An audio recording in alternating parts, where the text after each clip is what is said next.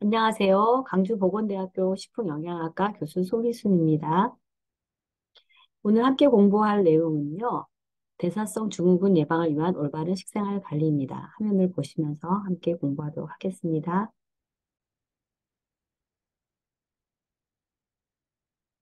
다음과 같은 목차로 공부하도록 하겠습니다. 건강과 삶의 질, 대사증후군, 건강 식생활 원칙, 도움될 식품 선택, 건강 식생활 지침과 규칙의 내용입니다. 네, 건강과 삶의 질에 대해서 좀 살펴보도록 하겠습니다. 건강이라는 것이 삶의 질을 높이는 그런 기본 요소가 되고 있다는 것을 많이들 알고 계실 거라고 생각해요. 근데 왜냐하면은 신체 면역 기능이 높아지고 내분비계 기능이 활성화되면 우리가 더욱더 건강하게 느낄 수 있는데요. 이럴 때 또 생활의 만족도가 높아지기 때문에 그렇습니다. 많이 아시다시피 세계보건기구에서 얘기하는 건강은 병이 없거나 허약하지 않은 상태만을 뜻하는 것이 아니라 신체적으로, 또 정신적, 사회적으로 안녕한 상태를 의미합니다. 두 번째 또 살펴볼 내용인데요. 그래서 오늘 보려고 했던 것은 대사증후군에 관해서 보는 겁니다. 전에는 우리가 만성질환 이렇게 일을 했습니다. 그런데 이제 오랫동안 질환을 앓게 되는 거를 얘기를 하는데 이게 단순히 그냥 당뇨 뭐 아니면은 고혈압 이런 정도가 아니라 복합적으로 연결되어 있다는 것을 이제 최근에 얘기를 하게 되었죠. 그러한 것을 우리가 합쳐서 대사증후군 이렇게 얘기를 하는데요. 혈압이나 공복혈당, 중성지방, 허리둘레, HDL 콜레스테롤 이런 다섯 가지 항목의 그 기준값이 있습니다. 정상적 기준값이 있는데요. 이런 정상적 기준값을 넘어서서 위험 요인이 되게 됐을 때 그중에 세 가지 이상이 해당이 되면 이 사람은 조금 위험하다. 대사증후군이 있다. 즉 그 얘기는 만성질환으로 될 확률이 있다. 그 얘기거든요. 그래서 이 대사증후군은 뭐 여러 가지 요인에 의해서 옵니다. 예, 이런 것처럼 운동이나 뭐 복부 비만이나 스트레스나 유전적인 거나 뭐 이런 것 때문에 대사증후군이 올 수 있는데요. 물론 많이 차지하는 게 이제 식생활이겠죠. 네, 이런 것에 의해서 대사증후군이 오면 아직 아프지 않았을 수도 있어요. 그런데 이렇게 정상 수치가 아닌 게 세 가지 이상이 되게 되면 뭐 혈전증, 그다음에 이상지질혈증, 동맥경화증 이런 것들은 주로 이제 뇌졸중의 문제를 야기시킬 수 있죠. 동맥경화를 야기시키고 고혈압도 마찬가지고요. 또 당뇨병 이런 것들은 또 우리가 알고 있는 당뇨 또는 합병증 이런 것으로 진행이 되기 때문에 대사증후군은 단순히 그냥 당뇨, 고혈압 이런 얘기가 아니라 만성질환으로 이완될 수 있는 모든 가능성을 다 얘기를 한다고 볼 수 있습니다. 그래서 대사증후군이 확정이 된다면, 판정이 됐다면은 이런 경우는 이제 얼른 빨리 이제 자신의 식생활과 생활 습관을 돌아보셔야 할 필요가 있습니다. 자, 건강 식생활 원칙, 만성질환 예방이 완화, 뭐 대사증후군 예방이 완화 이런 같은 뜻이 되겠습니다. 자, 첫 번째는 다양하게 먹는 거입니다. 다양하게 먹는다. 이게 무슨 뜻이냐? 하루 30종류의 식품을 먹는 것을 의미합니다. 오, 이렇게나 많이요? 예, 이렇게나 많이라는 거는 음식 종류를 30종을 먹는 게 아니라 식품 재료를, 식재료를, 식품을 또는 식품을 이렇게 많이 다양하게 먹는 건데요. 30종이 힘드실 수 있어요. 충분히 많이 특히 식사량이 적으신 분들은 20종 정도는 먹으면 좋겠다라고 제가 제안을 드립니다. 그래서 다양한 채소와 과일을 먹게 되면 20종을 먹는 것이 가능해요. 그런 다양하게. 그래서 다양하게 먹지 못하는 방법은 이런 거예요. 아침 식사 내용과 점심 식사 내용이 저녁 식사 내용이 동일해. 이런 경우에는 이렇게 동일하게 먹는데 이렇게 먹는 거죠. 뭐 밥을 먹었고요. 그다음에 미역국을 먹었고요. 김치를 먹었고요. 그다음에 뭐 짠지 하나를 뭐 먹었다. 이렇게 해서 밥을 딱 끝냈다. 그걸 아침에도 먹고 점심에도 먹고 저녁에도 먹었다. 그러면 식품이 하나, 미역이 둘, 여기에 만약에 소고기가 들어가 있다면 소고기 세, 김치 네, 짠지 다섯, 예, 이렇게 끝나죠. 그러면은 다양하게 먹을 수 없다라는 거죠. 그러면은 분명히 불균형이 볼 수 있으므로 자, 그러므로 다양하게 먹으려고 굉장히 노력을 하시는 게 좋겠습니다. 자, 그 다음에 저희가 생각해 봐야 되는 게 적정량 먹는 거예요. 적정량 먹는 거 중요하다고 제가 앞에서 말씀드렸는데, 이런 거 칼로리를 적당히, 소금을 적당히, 설탕을 적당히, 이거는 좀 적게 먹거나 적당하게. 근데 식이섬유소 이런 거는 충분히 먹어야 됩니다. 단백질, 수분 충분히 먹어야 돼요. 단백질은 충분히 먹지만 과하면 또 안 돼요. 근데 많은 어르신들께서는 단백질을 좀 안 먹는 경향이 많으므로 제가 오늘은 조금 강조하기 위해서 가지고 왔습니다. 좀 하나하나 살펴보면서 설명을 또 드리도록 하겠습니다. 골고루 먹어야 된다도 말씀했는데 이렇게 골고루 다양하게 식품들을 먹는데 곡류는 조금 더 많이 먹고요. 그 다음에 채소류, 그리고 고기, 계란, 생선, 콩류, 요거 비슷하게, 채소류랑 비슷하게, 그 다음에 과일류 먹고, 그 다음에 우유, 유제품류 이렇게 먹고 하면 좋은데요. 많은 어르신들께서는 제가 살펴보니, 어떤 대부분의 어르신들은 밥을 좋아하십니다.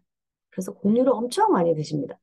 그래서 그 밥을 뭐 예를 들어서 이만한 공기에 이만큼을 먹는다. 그러면 반찬은 요만큼을 드시게 되고 근데 이 반찬도 아까 말한 골고루 먹는 게 아니라 김치나 뭐 이렇게만 드시거나 하면은 이거는 적당량이 아닐 수 있고 균형이 안 잡힐 수 있어요. 여기 정리해 놓는데 탄수화물만 먹는다. 그러니까 곡류만 먹거나 밥이나 국수만 먹거나 어떤 분 국수 너무 좋아하셔서 국수 나오는 날은 국수 두 그릇 드시고 그다음에 다른 거 안 먹고 이렇게 하시는 경우도 있고 귀찮으시니까 라면 끓여 드시고 안 드시고 소화가 그것도 되시는 분들은 그렇게 드시죠. 소화가 안 되시는 분은 뭐 밥을 위주로 드시겠지만 또 소화가 잘 된다는 건 굉장히 감사한 일이기는 해요. 그렇지만 이렇게 한 종류만 많이 먹는 건 좋지 않다. 그다음에 고기만 먹는다든지 또 나는 기름진 거 싫다. 채소만 계속 먹거나 그럼 너무 이제 채소만 먹게 되면 근육이 없어서 또 안 좋습니다. 그다음에 많은 그 영양 관리를 하시는 분들이 얘기하는데 먼저 식사를 하는 순서예요. 채소, 과일을 먼저 먹고 이것도 실천해 보면 되게 좋을 것 같아요. 반찬을 먹기 전에 샐러드 또는 채소, 과일 뭐 이렇게 뭐 쌈종류든지 과일이나 이런 거 먼저 드시고 그 다음에 반찬을 드실 때 뭐 고기 반찬이나 콩 반찬이나 두부 반찬, 생선 반찬 같은 그런 육류나 단백질 위주의 식품을 먼저 드시고 메인 반찬이라고 주반찬이라고 우리가 보통 얘기를 하죠. 주반찬, 예, 주반찬 이런 걸 뭐 드신 다음에 그 다음에 탄수화물과 나머지 반찬들 그러니까 짠지류 같은 걸 먼저 드시지 마시고 이런 것들을 먼저 채우셔서 드시고 이렇게 드시면 좋을 것 같고 그렇게 되면은 혈당 수치가 급격하게 올라가지 않아요. 혈당이 천천히 올라가거든요. 그렇게 되면은 음, 다른 여타 아까 말한 대사증후군을 예방할 수 있는 방법이 또 될 수 있습니다. 이렇게 하게 되면 탄수화물만 많이 먹지 않게 돼요. 이미 배가 불러오기 시작하죠. 그래서 채소 과일을 이것만 너무 많이 먹어도 안 되고 다이어트 하시는 게 아니니까 채소 과일을 좀 적절히 드시고 반찬 그리고 탄수화물 이렇게 같이 드시면은 도움이 되실 것 같습니다. 이 열량을 적당히 먹어야 하는 이유, 체중을 그렇게 빼지 말라고 하면서라고 하는데 제가 말씀드리고 싶은 건 적당량 먹는 거예요. 입맛이 당긴다고는 많이 먹고 입맛이 없다고 안 먹고 이거 우리가 뭐라고 얘기하냐면 불규칙적이다 이렇게 얘기를 하는데요. 불균형 식사를 유발하죠.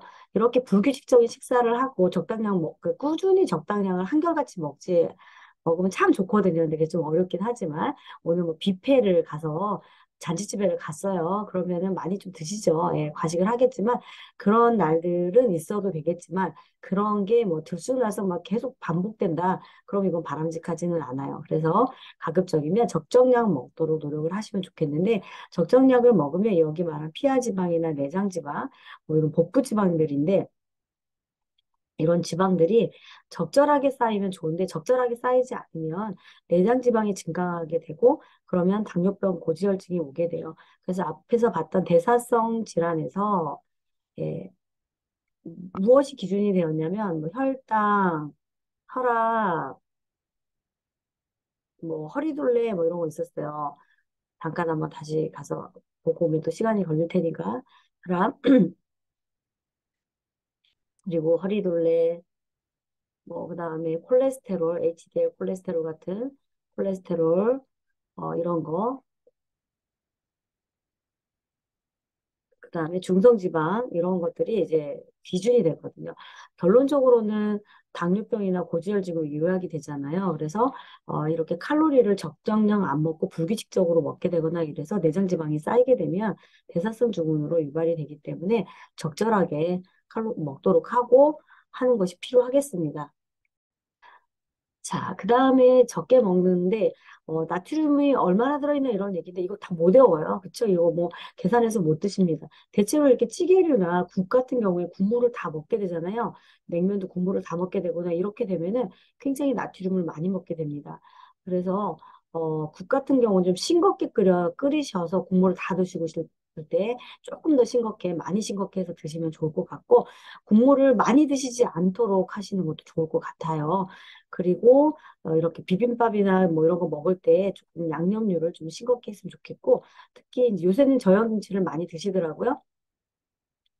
그다음에 간장 김에다 싸서 많이 어르신들은 그걸 많이 하더라고요. 간장을 많이 드시고 또 이게 뭐 그 김에다 싸서 먹는 거 말고 짠지류도 이렇게 많이 드시고 젓갈류도 많이 드시는데 이런 건 우리가 봐도 짜잖아요. 이런 걸 만약에 드시고 싶으시면 드시지 말라는 게 아니라 드시고 싶으시다면 조금 적게 드시고 많이 드시지 마시고 이걸로만 밥 반찬을 다 해서 먹으면은 골고루도 안 먹게 되잖아요. 이렇게 이건 좀 적게 드시고 이런 걸 같이 드실 때는 채소류를 같이 드시면 좋겠어요. 채소류 또는 과일류를 같이 드셔서 조금 나트륨을 배설시킬 수 있으면 좋겠는데요. 나트륨의 배출을 도와주는 식품이 이런 거예요. 시금치, 양배추, 감자, 콩 이런 것들인데 유제품 같은 경우 이런 것들 주로 이제 여기 시금치, 양배추만 써 있지만은 채소류가 이렇게 나트륨 배출을 많이 도와줘요. 그래서 짠 거를 같이 먹을 때는 이렇게 채소류를 같이 먹게 되면 조금 더 좀 나트륨 배출을 도와줄 수 있으므로 도움을 받을 수 있습니다. 좀 많이 드시거든요, 설탕을. 그리고 가공식품에 특히 설탕이 많이 들어있어요. 그래서 좀 주의를 하셔야 되는데, 자, 혈당 지수라는 게 있어요. 혈당 지수. 당뇨 환자분들은 좀 아실 건데요. 혈당을 얼마나 빨리 높이느냐, 아니면 천천히 높이느냐를 나타내는 거예요. 식품에 따라서. 그래서 이게 높은 거는 별로 안 좋아요. 낮은 거는 좋아요. 왜냐하면 혈당을 천천히 높이기 때문에 당뇨를 예방할 수 있고, 더 나아가서 대사증후군을 예방할 수 있습니다. 그렇기 때문에 혈당을 천천히 낮추는 거. 이렇게 바게트빵, 식빵, 감자, 당근, 뭐, 이렇게 백미, 흰쌀, 뭐, 이런 거, 이런 거, 당도가 좀 높은 거, 우리가 먹었을 때 좀 달거나 아니면 포만감이 많이 오는 거, 이런 것들은 혈당 지수가 높아요. 그 다음에 파인애플, 단호박, 고구마, 이런 것도 달잖아요. 이런 건 단데 보통으로 들어가는 이유가 식이섬유소 때문에 그래요. 그래서 식이섬유소가 많으면 단맛이 나더라도 혈당 지수를 천천히 올립니다. 그래서 여기 뭐 사과도 더 달잖아요. 키위도 달고요. 포도도 달아요. 요새 샤인머스켓 같은 것도 있는데 이런 것들은 음, 달지만 식이섬유소가 많으면은 혈당을 천천히 높일 수 있고요. 특히 이런 양상추나 오이 같이 안 단 거, 무 이런 것들은 달지도 않지만 식이섬유소가 많아서 굉장히 도움이 많이 되죠. 그래서 결론으로 얘기를 하면 뭐 뭘 많이 먹어야 돼요? 예. 채소를 많이 먹으면 나트륨도 줄일 수가 있고요. 나트륨도 줄일 수가 있고요. 그 다음에 설탕, 당도 줄일 수가 있고 혈당 지수도 낮출 수가 있다. 이렇게 얘기할 수가 있겠습니다. 그래서 나왔습니다. 결론. 채소, 과일을 많이 먹으세요. 많이, 충분히 먹으세요. 그런 얘기예요. 물론 당뇨가 있으신 분은 과일 드실 때 좀 신경 쓰셔야 됩니다. 혈당을 급격히 높이는 과일은 포도 같은 것도 이제 조금 조심해서 드셔야 되고 양을 많이 드시면 안 됩니다. 그러나 당뇨가 없다면은 이렇게 채소 과일을 충분히 많이 드시면 좋겠습니다. 과일류, 해조류, 견과류, 곡류, 콩류, 채소류 이런 거 뭐 귤, 유자, 뭐 바나나, 해조류, 귀리 뭐 콩이나 고구마나 옥수수, 팥, 부추, 버섯 우리가 알고 있는 굉장히 많은 채소들이 있습니다. 짜지 않게, 좀 달지 않게 드신다고 하면은 충분히 가능한데요. 그래서 뭐라고 얘기하냐면은 하루 5접시 채소랑 과일을 먹으면 좋겠습니다. 어이구, 5접시나요? 네, 이렇게 반찬으로 이렇게 뭐 5접시 아침, 점심, 저녁 다 합쳐서예요. 뭐 굉장히 큰 접시는 아니고요. 적절한 그 국그릇만큼의 그 그릇에 어, 5접시 정도 되게 먹으면 좋을 것 같고요. 소화력이 약하신 분들이 있어요. 근데 식이섬유소 먹겠다고 생채소를 너무 많이 먹으면은 배가 아프고 많이 불편합니다. 잠이 약해지니까. 그리고 소화력이 너무 약하신 분은 현미밥도 현미로만 된 밥을 많이 드시는 것도 장이 안 좋아요. 그래서 그 소화력이 약하신 분은 현미하고 쌀하고 백미하고 좀 섞어서 드시도록 해야 탈이 좀 안 날 수 있어요. 그리고 꼭꼭 씹어 드셔야 됩니다. 반드시 현미를 드실 때는. 그래서 소화력이 약하신 분은 익힌 채소, 그뭐 나물 종류가 있겠죠. 아니면 쌈이랄지, 이렇게 데친 쌈, 뭐 양배추 쌈도 좋고 호박잎 쌈도 좋고 이런 데친 채소나 익힌 채소 이런 걸로 이 5접시 정도를 섞어서 드시면은 좋겠습니다. 그런데 소화력이 좋으신 분은 이게 생채소나 이런 거 드셔도 좋은데요. 이제 익혀서 먹으면은 훨씬 더 채소를 많이 먹습니다. 수분이 줄기 때문에. 그래서 익힌 채소를 먹을 때는 5접시까지 아니고 세 내지 네 접시 정도 이렇게 드시면 될 것 같아요. 그다음에 여기 그림은 안 가져왔지만 단백질을 좀 강조를 하고 싶습니다. 육류, 단백질이 뭐냐면 고기류, 달걀, 생선류, 우유, 콩류인데요. 고혈압이 아니라 콜레스테롤 문제가 있어서 달걀을 조금 조심해야 되시는 분은 뭐 달걀 흰자를 드시고 노른자는 안 드셔도 되는데 이렇게 하시는데 콜레스테롤 문제가 없으시다. 혈압이나 이런 게 문제가 없으신 분들은 달걀을 하루에 한 개 내지 2개 정도 드시면 참 좋을 것 같습니다. 좋은 단백질이 들어있거든요. 달걀을 드시기 어려운 경우에는 뭐 이런 우유 유제품이나 생선류 드시면 좋겠고 우유 먹으면 속 아프신 분들이 있으세요. 그런 경우에는 좀 끓여서 드시거나 아니면은 뭐 죽 이렇게 섞어서 다른 음식과 섞어서 뭐 달걀과 섞어서 드시거나 달걀과 섞어서 부침개를 해서 드시거나 뭐 이런 방법도 있고 죽을 끓여서 드셔도 좋겠고요. 밥을 지을 때 우유를 같이 넣어서 밥을 지으시는 방법도 괜찮습니다. 뭐 그런 방법도 있는데, 아니면 어떤 걸 섞어서 갈아서 드시거나 이러면 좀 괜찮고요. 아무튼 제가 말씀드리고 싶은 거는, 육류, 달걀, 생선, 우유, 콩 두부도 괜찮습니다. 충분히 드셔야 됩니다. 그래서 조금 드시지 마시고 매 식사마다 굉장히 많지는 않아도 됩니다. 제가 말씀드리고 싶은 거는 손바닥이 이렇게 손바닥이 이렇게 있으면 손바닥에 반절되는 부분만큼 이 정도의 양만큼은 몇 끼니마다 좀 드시면 좋을 것 같아요. 적어도 이 정도만큼의 고기랄지 콩이랄지 생선이랄지 달걀이랄지 이 정도 드시면은 분명히 도움이 될 것 같습니다. 왜 이렇게 충분히 먹어야 되냐면요. 근육을 만드는 데 중요한데 나이가 들수록 근육이 감소하죠. 예, 그냥 적절히 먹어도 자꾸만 감소해요. 이게 노화에 의해서 그러거든요. 많이 살이 빠지고 키도 빠지고 이렇게 되잖아요. 그래서 이 근육을 형성하는데 막 형성을 하진 않아도 덜 빠지게 할 수 있어요. 감소를 막을 수 있기 때문에 단백질 충분히 드셔야 되고 또 면역 물질이 다 단백질로 이루어져 있습니다. 그래서 또 그 몸의 건강을 위해서 이렇게 면역력을 높이기 위해서도 충분히 단백질 드셔야 되고요. 음, 항산소, 이제 호르몬 같은 건데, 호르몬 이런 걸 잘 만들기 위해서도 단백질이 필요해요. 그래서, 어, 그 어르신들께서 단백질을 놓치지 마시고, 많이 이런 얘기 들어보셨어요. 그 소금 적게 먹어라, 설탕 적게 먹어라, 식이섬유소 많이 먹어라 이런 얘기 들으셨을 텐데, 단백질도 충분히 들으셔야만 질병을 예방하실 수 있는 거를 다시 강조를 드리겠습니다. 네, 수분을 충분히 드셔야 되는데 탈수 예방, 노폐물 제거에 도움이 되죠. 그래서 갈증을 느끼기 전에 나이가 들면 노화에 의해서 갈증을 못 느낍니다. 잘. 갈증을 잘 못 느껴요. 그렇기 때문에 갈증이 느껴질 때까지 기다리시면 안 돼요. 그래서 갈증을 느끼기 전에 수분을 섭취를 하셔야 되고요. 그래서 좀 자주자주 뭐 조금씩 목을 축이도록 그렇게 노력을 하시고요. 목이 마르다, 입이 건조하다 그래가지고요. 어르신들께서 입이 건조하시다고 뭘 많이 드시냐면 사탕을 많이 드세요. 이거는 좋지 않습니다. 왜냐하면 당을 많이 먹게 돼서 탄수화물 중독을 일으키게 되고 당뇨를 일으킬 수 있게 되고 안 좋아요. 굉장히 안 좋습니다. 사탕을 어쩌다 한 번씩 드시는 거, 하루에 한 개씩 드시는 건 괜찮은데 입이 건조할 때마다 주머니에 넣어 갖고 다니면서 사탕을 계속 드시는 건 바람직하지 않으므로 예, 갈증을 느끼기 전에 이 사탕을 드시는 것보다는 수분 섭취, 물을 드시는 게 제일 좋습니다. 주스 이런 거보다 물을 드시는 게 제일 좋아요.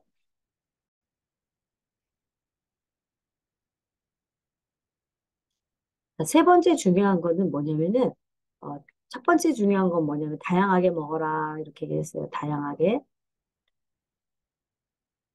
두 번째, 적당량 먹어라. 여러 가지 적당량에 대해서 얘기했죠. 뭐, 소금, 칼로리, 설탕, 식이섬유소, 뭐, 수분, 단백질 이런 거. 근데 세 번째 중요한 건 식사 시간입니다. 예, 건강한 식생활을 하려면 하는 것은 식사 시간을 지키는데 아무 때나 내가 먹고 싶을 때 배고플 때 먹는 거 이거 되게 바람직하지 않아요. 특히 당뇨 환자들은 식사 시간을 딱 지켜서 드시는 게 좋은데 당뇨가 아니더라도 나이가 들면 대사증후군 즉 당뇨가 올 수 있어요. 그렇기 때문에 미리 예방 차원에서 식사 시간을 지키는 게 되게 중요한데요. 5-6시간의 간격으로 식사를 하면 좋겠어요. 그래서 아침을 뭐 6시 반에서 7시에 먹는다. 이렇게 먹어요. 예, 이쯤에 먹고 점심에 한 12시쯤 먹고 저녁을 6시쯤에 먹었다. 그러면은 이렇게 혈당 수치가 비슷하게 올라가요. 올라가고 내려가고 예쁘죠. 그래프가 이렇게. 이건 안정한 거예요. 혈당이 안정해요.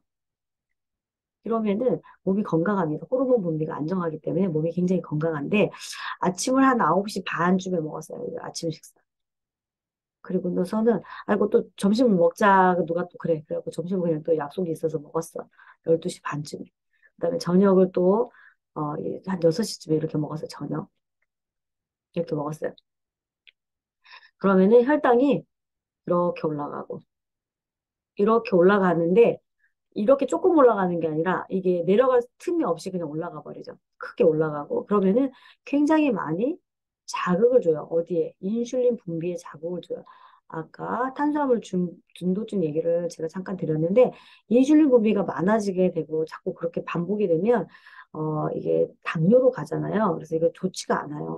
그래서 식사 시간을 그렇게 좀 펼쳐서 5-6시간 펼쳐서 이렇게 예쁘게 나오게 먹는 게 좋겠고요. 어떤 분들은 이제 조금 아침 안 드시는 분들이 있어요. 그래서 점심을 드시고 저녁을 드시는데 아침을 안 먹고 점심을 먹게 되니까 어떻게 해요? 좀 많이 드시죠?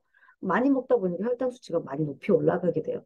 그리고 아침을 안 먹었다는 것 때문에 저녁을 조금 많이 드시는 점심 저녁을 많이 드시는 경향이 있으면 이렇게 혈당이 많이 올라가고 아침은 내 저혈당 상태가 돼서 머리가 아플 수도 있어요. 저혈당이라서. 이런 것도 바람직하지 않아서 제가 볼 때 어르신들한테는 하루에 세 끼 식사를 하시고요. 예, 그 다음에 식사 시간을 정해서 5-6시간 간격으로 식사를 하시면 좋겠습니다. 요 그림으로 드시면 제일 좋겠습니다. 그렇게 할 때 비슷한 열량과 양, 이게 적정량이죠. 적정한 양. 아침, 점심, 저녁을 비슷하게 드셔야 돼요. 절대로 절식을 하거나 안 먹는 거죠. 폭식을 하면 안 됩니다. 이거는 굉장히 위험하니까 이걸 반복해서 하면은 아까 봤던 복부지방이 많이 생겨요. 예, 내장 지방 많이 생겨요. 폭식하고 절식하면. 내장 지방이 많이 생기기 때문에 이 방법은 몸을 나쁘게 만듭니다. 그래서 다시 말씀드리지만 5-6시간 간격 식사 시간을 지키고 비슷한 열량과 양으로 먹도록 그렇게 하시면 좋겠습니다. 그 다음에 혈당 조절에 도움이 되는 것들도 있어요. 여기 나와 있는 것처럼 다시 한번 정리를 해보겠습니다. 다양하게 먹는다. 식품 20에서 30종류 정도 먹으면 좋겠다. 이런 얘기를 했어요. 뭐 적당량 먹는 거 아까 말씀드렸는데 열량 너무 밥만 많이 드시지 않고 하면 괜찮으실 것 같고요. 그 다음에 뭐 소금량 어떻게 드시라고 했죠? 짜지 않게 싱겁게 그리고 달지 않게 설탕 달지 않게 드시고 그리고 식이섬유소 많이 먹고 다양하게 먹으면 식이섬유소는 많이 드시게 되더라고요. 그리고 단백질 충분히 드시라고 얘기를 말씀드렸고 수분 충분히 드셔야 됩니다. 자, 그리고 식사 시간을 지켜라. 5-6시간 간격으로 하루에 3끼를 드셔라. 이렇게 얘기를 했죠. 하루에 3끼 정도를 먹고 그 다음에 뭘 하면 안 된다 그랬어요? 폭식을 절대 하시면 안 된다. 그렇게 얘기를 했습니다. 위생적으로는 깨끗하고 위생적으로 유통기한 아니 지나거나 오래되거나 뭐 이런 것들은 좀 안 드셔야 돼요. 탈이 많이 나니까. 자, 그 다음에 마지막으로 모든 음식을 감사하며 즐겁고 여유롭게 웃으면서 드시면은 충분히 건강을 관리하시는 데 도움이 되실 거라고 생각합니다. 강의를 마쳤고요. 저는 사랑 가득 해피푸드를 디자인하는 강주보건대학교 식품영양학과 교수 송희순이었습니다. 언제나 행복하시길 바랍니다. 감사합니다.